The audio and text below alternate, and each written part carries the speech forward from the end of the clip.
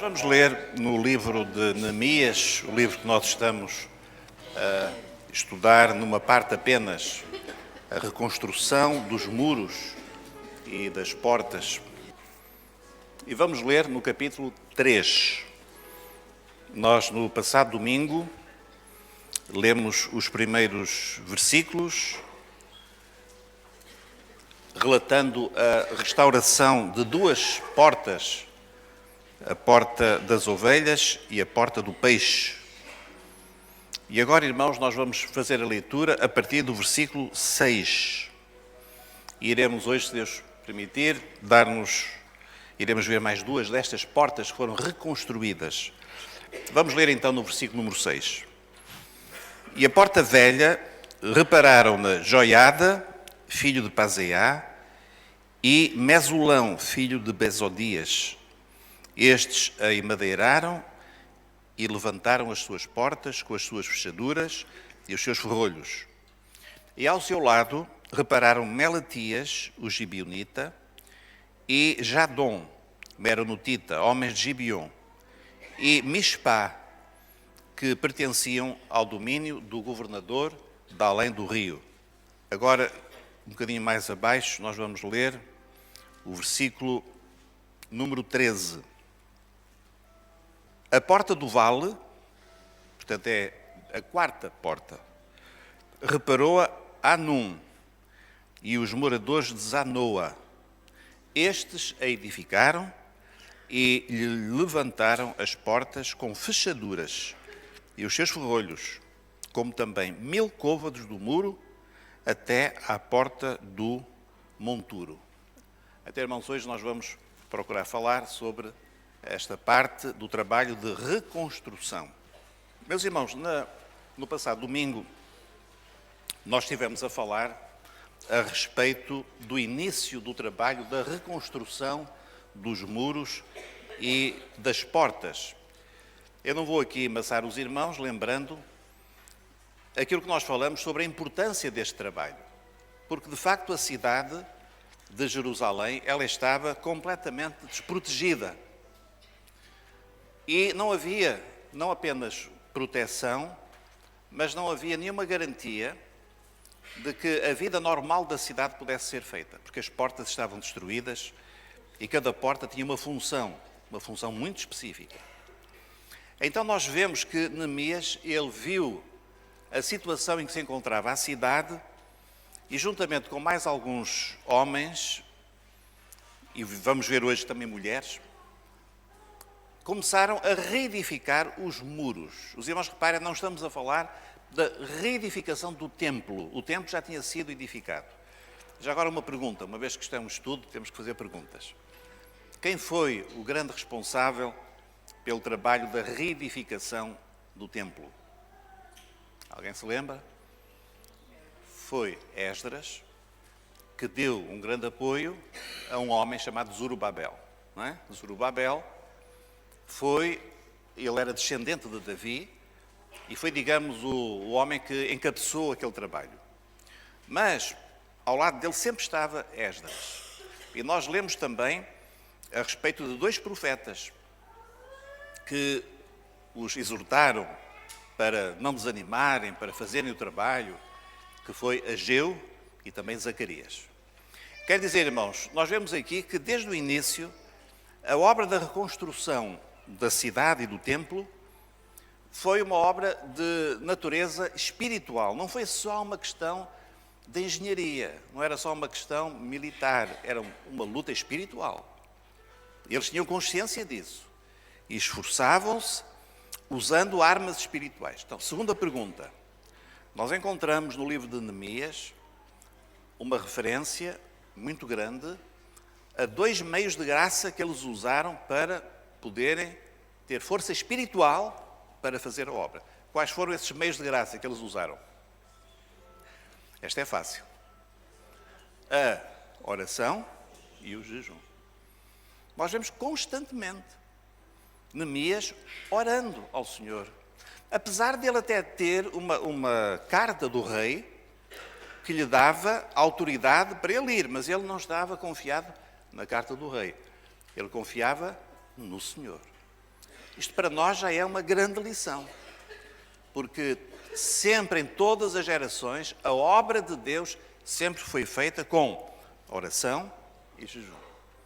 Não é com boas intenções, não é com planos, coisa extraordinária, com estratégias modernas, mas era com oração e jejum.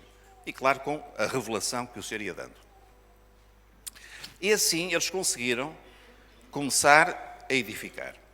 Terceira pergunta, e é a última desta introdução. Eles tiveram algum tipo de apoio ou tiveram mais oposição quando chegaram lá para trabalhar?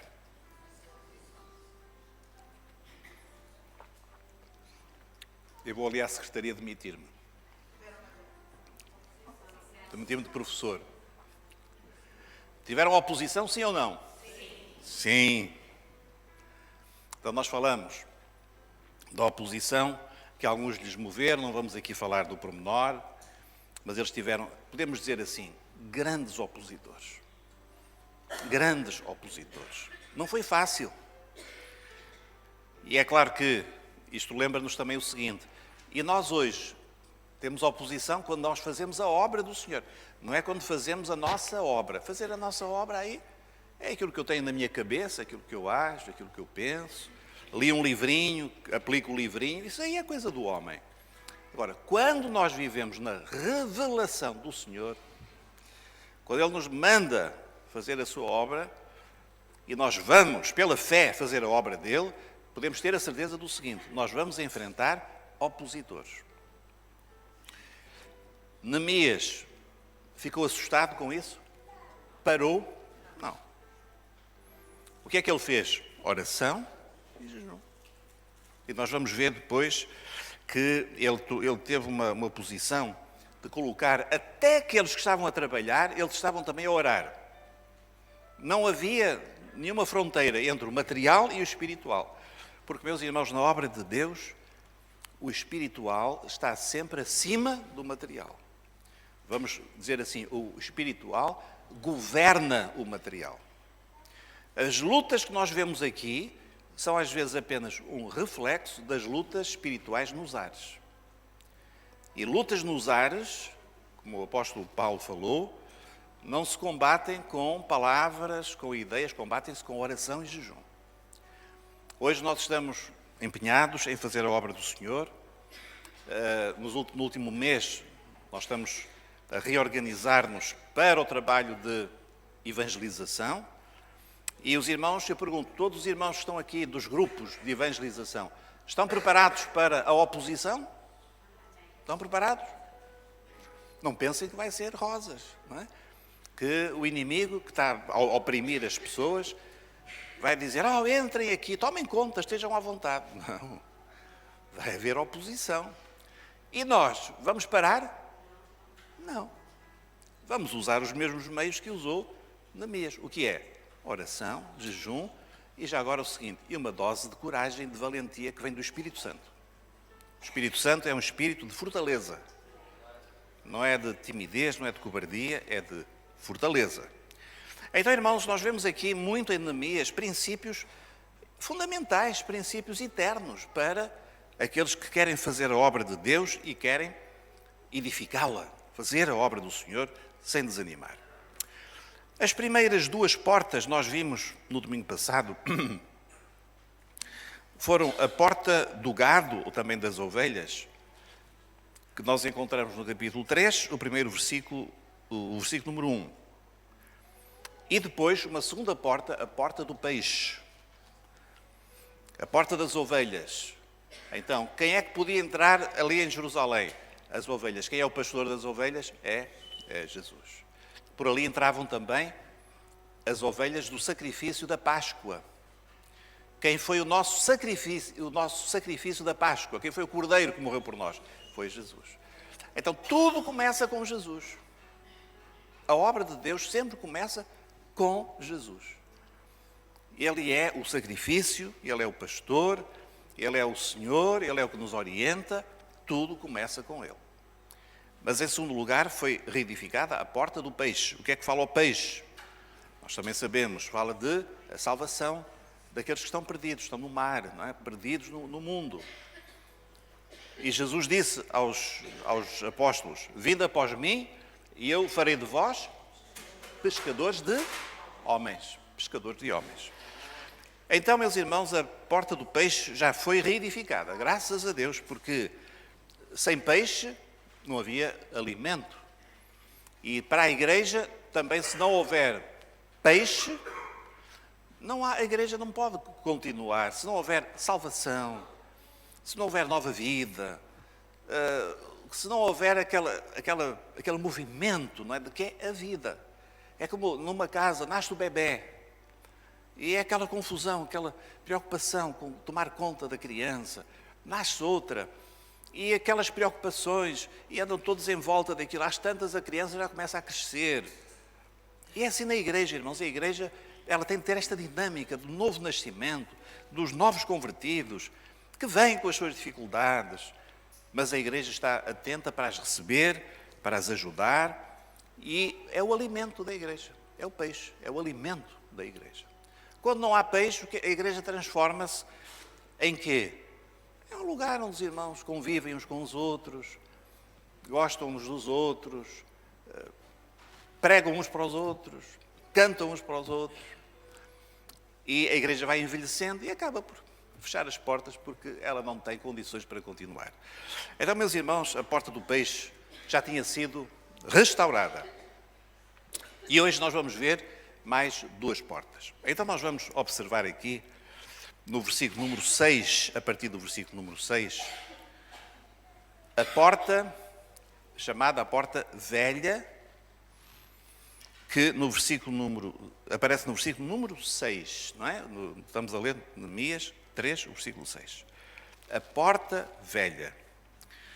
E nós vamos aqui observar, em primeiro lugar, o que é a porta velha. O que é que significa para nós a porta velha? Podemos dizer também a porta antiga. Tem a ver com tempo. Tempo. Ora, há algo que nós temos de edificar ou reedificar, e nós nestes estudos falamos sempre em dois planos. O plano da igreja e o nosso plano pessoal. A igreja, a comunidade, mas também cada um de nós como indivíduos. A igreja precisa de ter estas portas reedificadas e nós também na nossa vida. Ora, o que é a porta antiga, a porta velha? Fala-nos da eternidade. Eternidade. E esta porta, irmãos, é absolutamente fundamental. Quando nós não temos, vamos falar agora da igreja, quando a igreja não tem uma visão da eternidade, todo o evangelho ele fica contaminado. Ele deixa de ser o evangelho puro, porque o evangelho é chamado até no livro do Apocalipse o evangelho eterno. Ora, se o evangelho é eterno, há uma coisa logo que nós sabemos. O que é eterno não precisa de ser atualizado, concordam?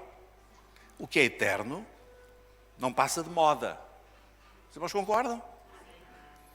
Então, quando se diz assim, não, esse evangelho era do tempo antigo, era antigamente, já passou, hoje nós temos que o modernizar, temos que o atualizar, então não é o evangelho eterno. Então é outro evangelho. E, meus irmãos, nós temos que ter muito cuidado, porque há coisas que mudam no evangelho, há coisas que mudam, não é no evangelho, na maneira da igreja viver. Por exemplo, nós sabemos, a igreja quando nasceu em Jerusalém, não tinha grupo de louvor. O grupo de louvor ficou triste agora, não é? Não tinha. Não tinha bancos de igreja. Nem tinha salas como esta. Então, isso não faz parte do evangelho eterno. Isso são acessórios para nós realizarmos a obra do Senhor. Mas também há outras coisas que não havia. O apóstolo Pedro, quando pregou, não tinha microfone. Isso faz muita impressão, porque como é que ele pregou para aquela gente toda? Devia ter cá um vozeirão, não é? Não havia essas coisas. Agora, irmãos, nós não vamos confundir aquilo que é acessório com aquilo que é o fundamental, o Evangelho. Nós não podemos pegar no Evangelho e adaptá-lo aos valores do mundo que nós hoje temos.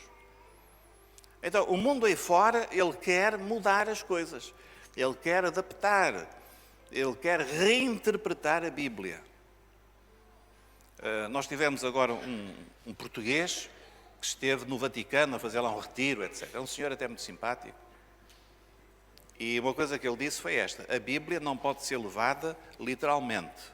A Bíblia tem de ser interpretada. Foi o que a serpente disse, isso não é novo. A serpente disse assim, é isso que Deus disse, e a serpente reinterpretou. E os nossos primeiros pais acreditaram na serpente e não acreditaram na palavra literal que Deus tinha falado. Não comam da árvore. Irmãos, o que é que isto tem de interpretação? Quando Deus diz não comam da árvore, o que é que nós vamos interpretar isto como? A Bíblia não é uma questão de interpretação, a Bíblia é uma questão de obediência. E a serpente enganou, e hoje há muita gente aí com um evangelho que não é evangelho. Não é o evangelho. É uma coisa assim, que tem uma capa de evangelho, as pessoas falam de Cristo, da Bíblia, de Deus, mas não é o evangelho. E o apóstolo Paulo diz assim, cuidado, porque se alguém vos anunciar outro evangelho, seja anátema. Nem que seja um anjo do céu. Se alguém vos anunciar outro evangelho, não aceitem. E, meus irmãos, nós temos de ter muito cuidado. E é por isso que a porta velha, ela tem de estar bem edificada na igreja. Nós não vivemos em função de modas, de interpretações, nós vivemos em função de uma palavra que é eterna. Amém? Os irmãos estão convencidos disso? Que o que a palavra de Deus diz é para levar a sério? Ou como a outra dizia lá no Vaticano, tem que se interpretar. Pois é, essa é a história da Igreja Católica Romana, que sempre interpretou à maneira que lhe convinha. O povo não percebia nada da Bíblia, nem tinha a Bíblia, e então a Igreja interpretava. Por exemplo, uma interpretação: o Papa é o representante de Cristo na Terra. Pronto. Pedro foi o primeiro Papa. Não, é uma interpretação. Irmãos, mas nós não vivemos de interpretações, nós vivemos da palavra que é revelada pelo Espírito Santo. E o que diz aqui é o que nós seguimos. Isso às vezes pode nos custar, custa caro às vezes, mas é o Evangelho eterno. Agora vamos aplicar à nossa vida pessoal. O irmão tem esta porta edificada na sua vida. Hoje, em certos países, há igrejas que têm um enorme sucesso. Há igrejas onde o grande sucesso não é pregar o Evangelho que nós aqui pregamos. É pregar, por exemplo, um Evangelho chamado da prosperidade. Evangelho motivacional, que é motivar as pessoas. Então, há países como nos Estados Unidos, mas também no Brasil, que os irmãos conhecem aqui melhor. É muito fácil a gente encontrar na internet esses pregadores de um outro Evangelho. Deus está interessado na sua felicidade. Venha, o que é meio verdade e meio mentira. Venha e receba o Mercedes com que sempre sonhou. Agora, hoje em dia, em Portugal, o Mercedes já é quase carro de pobre, não é? Temos que arranjar o Porsche, não é? Venha, invista, semeie. Semear é dar dinheiro ao pastor. Semeie, porque depois vai colher 100 vezes mais. E o pobre coitado, ele vai dar o dinheiro até que às vezes nem tem. Não é? Empenha-se ali e quem recebe 100 vezes mais é o pastor, não é? Os líderes é que ficam prósperos e os outros cada vez mais na miséria. Meus irmãos, é uma coisa revoltante. Mas há muita gente que busca a cura física. E eu pergunto, Deus cura fisicamente, sim ou não? Cura. Mas cura mesmo. Agora, em algum lugar da Bíblia nos diz que nós vamos ser todos saudáveis. Então, o próprio apóstolo Paulo tinha as suas lutas. Deixou um obreiro para trás doente, ele diz. Orou por ele, mas ele estava doente. Agora, meus irmãos, nós queremos que Deus cura, mas se Deus não nos curar, nós aceitamos isso. Porque o nosso Evangelho não é para esta vida. Então, qual é o outro Evangelho? É o Evangelho que substitui o Evangelho eterno por um evangelho para esta vida. Substitui o pão do céu pelo pão da padaria. A água viva pela água da torneira. Esse é que é o problema. E quando nós começamos a entrar nesse outro evangelho, a porta velha, ela fica fechada. Ela não existe mais na nossa vida. Então, na nossa vida, nós temos de ter a porta antiga, a porta eterna, a porta da eternidade, ela tem de estar aberta. Jesus Cristo é o mesmo ontem, hoje e eternamente. Não é amanhã, é eternamente. Não é? Jesus Cristo é eterno. É hoje, ontem e eternamente. E este que está projetado. Eis que dias vêm, diz o Senhor, em que esta cidade será reedificada para o Senhor, desde a torre de Ananel até à porta da esquina. Quem é a esquina? Quem é a esquina? Jesus. Irmãos, e se nós não tivermos na nossa vida esta certeza absoluta que o nosso Evangelho está assente naquele que é eterno e que o seu Evangelho é eterno, nós não temos a noção de que o Evangelho de Deus nos leva para uma dimensão da eternidade. Meus irmãos, a nossa vida aqui ela é muito rápida. É muito rápida. Eu estou surpreendido como é que eu já tenho esta idade. Eu nem me conheço quando olho para o espelho. Tenho que ver, óbvio, isso sou eu. Como é que passou tão depressa? E os jovens estão aqui a olhar para mim assim, coitado, já está mais para lá do que para cá. Mas eu já fui a funerais de jovens. Essa é essa. Então, a nossa vida, ela tem de ser focada na eternidade. E há uma coisa, irmãos, que nós temos de compreender, é que a nossa salvação não foi um improviso de Deus.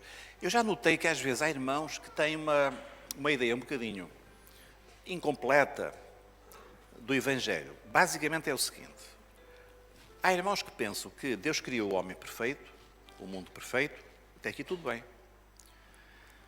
E depois o homem pecou, aliou-se ao inimigo de Deus. E aí Deus foi apanhado de surpresa e disse: e agora o que é que eu faço? E então criou o projeto da salvação. Foi apanhado de surpresa e improvisou um plano da salvação. Meus irmãos, o nosso Deus é assim. Acham que quando Deus criou o mundo, quando Ele criou Adão, Eva, Ele já não sabia o que é que ia acontecer? Ele sabia todas as coisas. Então nós sabemos o seguinte, que o Evangelho, ele já foi planeado, não quando Deus criou a humanidade, mas quando lá na eternidade o Pai falou com o Filho. Eu não sei descrever isto, porque o mistério de Deus da Trindade é uma coisa que nós não alcançamos. Mas, de alguma forma, Deus Pai, Deus Filho, acertaram todas as coisas relativas à nossa salvação. Vamos imaginar isto, que o pai perguntou ao filho: filho, tu sabes o que é que vai acontecer? Tu estás pronto para dar a tua vida e seres homem, e seres o homem perfeito, e seres aquele que vai estar à frente do reino, porque já havia uma rebelião, Satanás já se tinha revoltado. Tu estás disposto a pagar o preço? E o filho acertou e disse: pai, seja feita a tua vontade. Por isso é que ele já na terra, ele disse: pai, se possível, passe de mim este cálice, todavia, seja feita a tua vontade. Porque ele já tinha acertado com o pai. Então, o Cordeiro é chamado o Cordeiro que deu a sua vida desde a fundação do mundo. Antes que os mundos fossem criados, nós lemos lá no livro do Apocalipse que Jesus, ele é chamado o Cordeiro antes da fundação do mundo. Então Deus não improvisou, meus irmãos, o Evangelho. Deus preparou tudo na eternidade. Isto para nós dá-nos assim um sentimento de grande temor, não é? E também de louvor ao nosso Deus. Um Deus tão poderoso, tão sábio e ao mesmo tempo tão amoroso, que preparou todas as coisas para o seu reino na terra. Um outro aspecto, irmãos, da eternidade que nós gostaríamos de parar aqui um momento é lembrar que Jesus, as profecias diziam que ele seria um sacerdote eterno, segundo a ordem de Melquisedeque. Eu não sei se todos aqui se lembram desta figura Melquisedeque.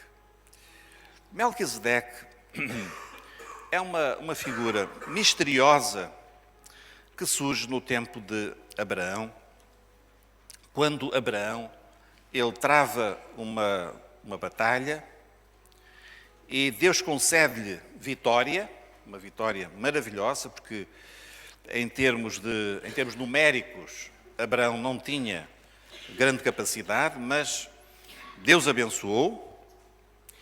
E para quem quiser seguir, está no capítulo 14 de Gênesis, Gênesis 14. E então, nós lemos que o rei do Sodoma saiu-lhes ao encontro no Vale de Zavé, que é o Vale do Rei. E depois lemos no versículo número 18. Versículo número 18. Estou a ler Gênesis 14, 18. E Melquisedeque, rei de Salém. Ora, isto aqui já é uma coisa curiosa. Salém é uma palavra que tem a ver com shalom, com paz, não é? Rei da paz. Trouxe o quê? Pão e vinho. Outros dois elementos muito interessantes. Porque o pão e o vinho lembram-nos quem? Jesus. Quando ele chamou os seus discípulos daquela última noite, e lhes deu pão e vinho. E depois lemos, e era este sacerdote do Deus Altíssimo. E nós perguntamos, mas de onde é que vem este Melquisedeque? Como é que aparece este Melquisedeque? Mas mais ainda, no versículo número 19, e abençoou, e disse, bendito seja Abraão do Deus Altíssimo, o possuidor dos céus e da terra. E bendito seja o Deus Altíssimo, que entregou os teus inimigos nas tuas mãos. E Abraão deu-lhe o dízimo de tudo. Que era uma adoração, uma forma também de adoração. Deu-lhe o dízimo de tudo. Meus irmãos, mais tarde nós vamos encontrar uma referência a este Melquisedeque. Agora vamos dar um salto para o Novo Testamento, no livro de Hebreus, Hebreus 7, 2 e 3. Há mais textos, mas vamos só ler o que está projetado. Referindo-se a Melquisedeque, diz assim, primeiramente, quem é Melquisedeque? É, por interpretação, rei de justiça e depois também rei de Salém, que é rei de paz. E agora observem, sem pai, sem mãe, sem genealogia, não tendo princípio de dias nem fim de vida. Meus irmãos, quem é este sacerdote? Quem é este sumo sacerdote? E é por isso que nós lemos o seguinte, que Jesus seria um sacerdote eterno, no Salmo 110, 4. Um sacerdote eterno, segundo a ordem, não é de Arão. Arão era o irmão de Moisés. E de Arão vinha toda a família dos sacerdotes. Arão era o sumo sacerdote. Então, todos os sacerdotes tinham de ser da descendência de Arão. Mas Jesus não é da descendência de Arão. Então, diz aqui em Hebreus, ele é segundo a ordem de Melquisedeque. Porquê? Porque ele é eterno. O nosso sumo sacerdote, ele é eterno. É Jesus. Os irmãos estão a ver a marca da eternidade constantemente. O Evangelho eterno, o sacerdócio eterno, o rei eterno e a porta eterna, a porta da eternidade, a porta velha. Amém, meus irmãos? Então é maravilhoso, de facto, nós vermos este simbolismo que a Bíblia depois esclarece de uma forma tão clara. Agora, irmãos, visto este significado da porta velha, vamos ver os que trabalharam nela. Não vamos ver tudo com pormenor, apenas chamar a atenção, como já temos feito, para os nomes e alguns detalhes aqui que são curiosos. Então nós lemos que trabalharam Joiada, cujo nome é O Senhor Conhece. É evidente, irmãos, que o Senhor conhece tudo porque Ele é eterno. Mas Ele também conhece cada um de nós. Ele conhece-nos. Nós não somos também um acidente nos planos de Deus. Os irmãos têm de compreender que o plano de Deus eterno, ele foi gerado na eternidade. Porque nós estamos habituados a falar em tempo. Mas na eternidade Deus falou o seu plano. E entre o que Ele falou, estava o nome do irmão. Não compreendo. O irmão está lá, o seu nome também. Deus já o conhecia. Deus conhece-nos desde a eternidade. Às vezes nós pensamos que somos tão insignificantes e nós desvalorizamos-nos muito. E de facto, irmãos, nós não somos uma grande coisa. A única coisa que nós temos de bom é como Deus nos vê, como Ele nos ama, como Ele nos chama, como Ele nos usa. É isso que faz de nós pessoas diferentes, dignas. E, meus irmãos, e Deus conhece-nos. Deus conhece o irmão. Deus tem um plano eterno para a sua vida. O irmão compreenda isso. Nós não estamos aqui porque, enfim, calhou. Não, nós estamos aqui porque Deus conhece todas as coisas. A seguir, é interessante que Deus chamou também os gibeonitas. Irmãos, este texto é muito rico. Vamos lá ver se a gente consegue acabar hoje. Quem era Gibeão? Quem eram os gibeonitas? Vamos ler em Josué 9. Não temos pressa, não é? Então vamos ler. Se não acabarmos hoje, acabamos para a semana. Então, Josué 9. Para dar um bocadinho de contexto aos irmãos. Neste momento, Israel estava a conquistar a terra da promessa, Canaã. E eles já tinham conseguido grandes vitórias. Nomeadamente sobre uma grande cidade, que foi a primeira grande cidade que eles conquistaram. Como é que se chamava essa cidade? Jericó. Mas depois também outra, Ai, etc. E os povos começaram a ver que aquele povo de Israel, eles iam conquistar tudo. Deus estava com eles. E houve um povo que era de Gibeon, vamos ler capítulo 9, o versículo 3. E os moradores de Gibeon, ouvindo o que Josué fizera com Jericó e com Ai, usaram também de astúcia. Quer dizer, eles pensaram, bom, nós temos aqui duas hipóteses. Ou nós esperamos que os israelitas venham e nos matem a todos, ou nos façam sei lá o quê, ou então nós vamos até eles tentar fazer uma aliança com eles. Então eles usaram de astúcia e foram e se fingiram embaixadores e tomaram sacos velhos sobre os seus jumentos, odres de vinho velhos e rotos e remendados, nos seus pés sapatos velhos e remendados, vestidos velhos sobre si, e todo o pão que traziam para o caminho era seco e bolorento. E vieram Josué ao arraial, a Gilgal, e lhe disseram a ele e aos homens de Israel: vimos de uma terra distante. Aldrabões, não é? Aldrabões, não vinham nada, eram vizinhos ali. Eles queriam era escapar a serem conquistados pelos israelitas. Vimos de uma terra distante, fazei, pois, agora concerto conosco. E os homens de Israel ainda tentaram ver, não, vocês se calhar são daqui perto. Mas Josué veio e eles repetiram a Josué no versículo 9: teus servos vieram de uma terra muito distante. Mentirosos, não é? Por causa do nome do Senhor teu Deus, aldrabice pegada. Porquanto ouvimos a sua fama e tudo quanto fez no Egito, etc, etc, etc.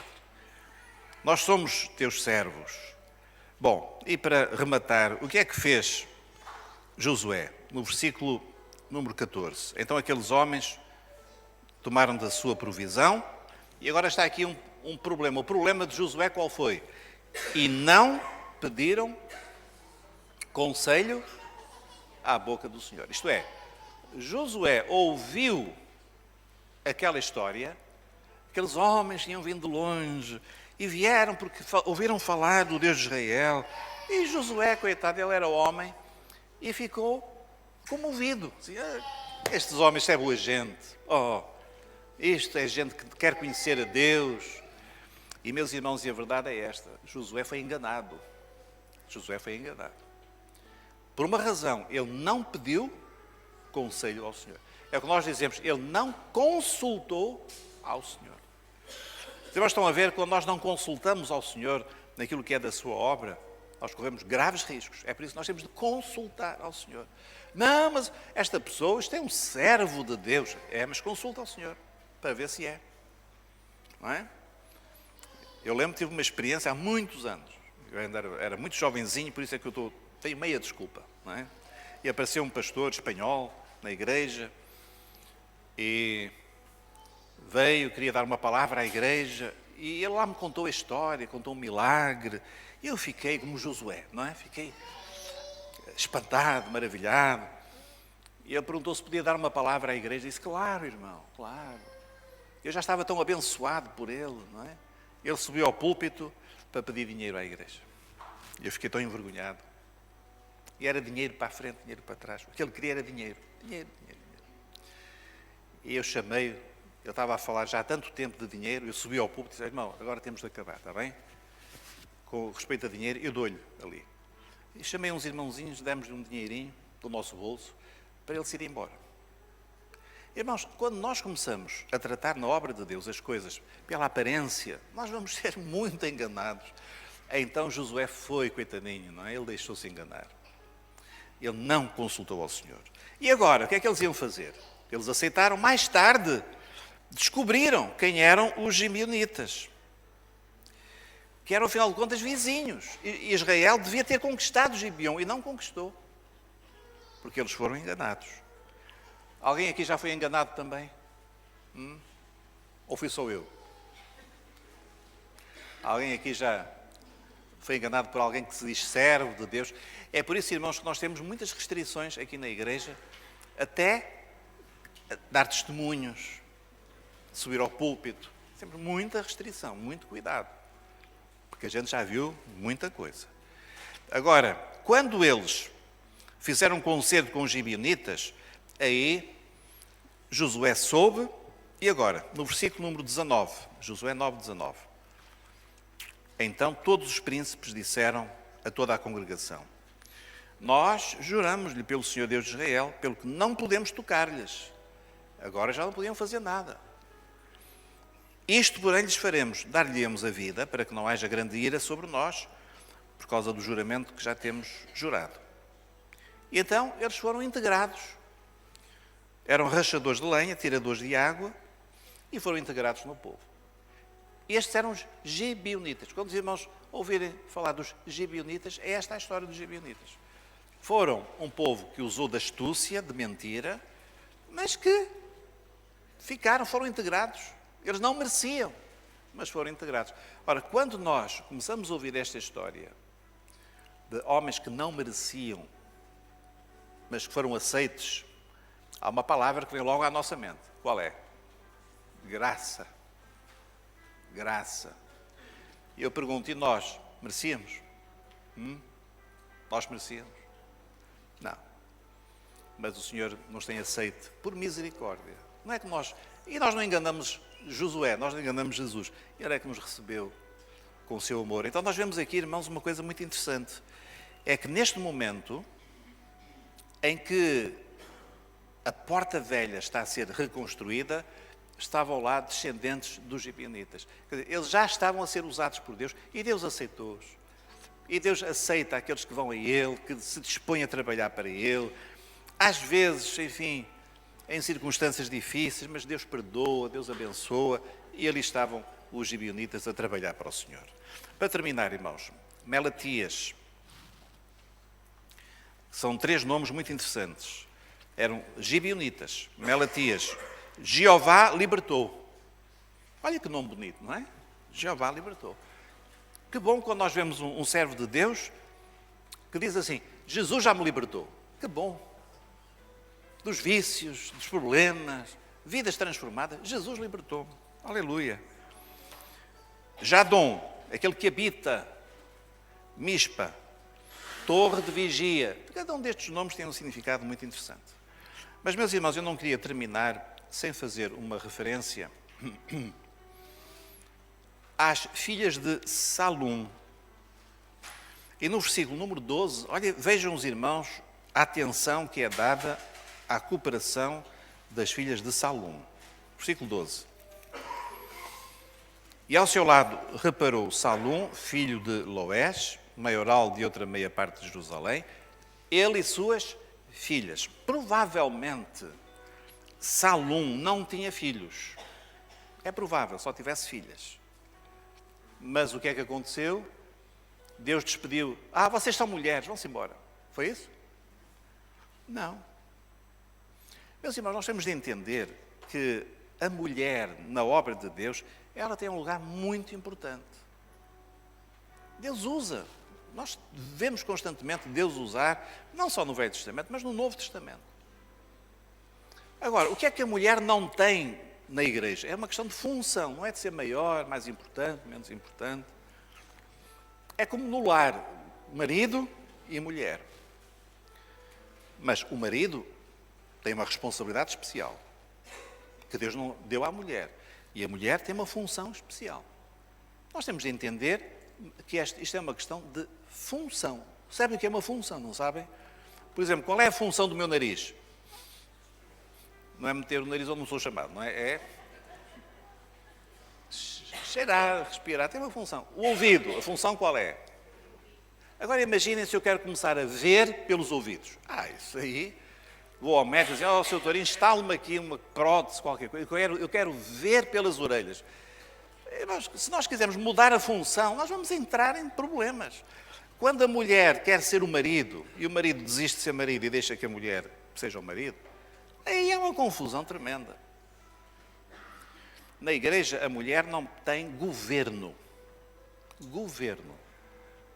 No sentido, nós não aceitamos, pela palavra de Deus, que mulher seja pastora. Nós não temos isso. Mulher não tem governo.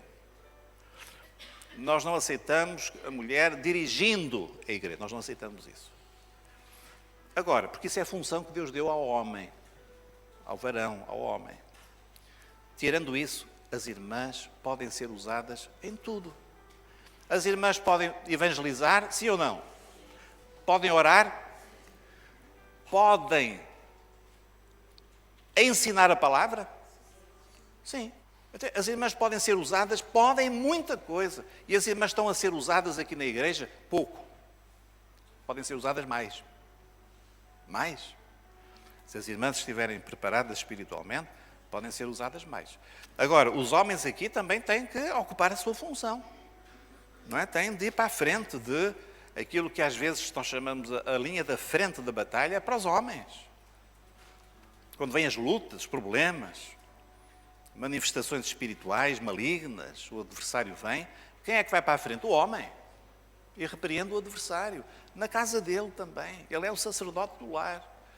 Quando nós compreendemos isto, irmãos, nós vemos que há lugar para todos e que as filhas de Salum podem também trabalhar na reconstrução das portas e dos muros de Jerusalém. Podem sim.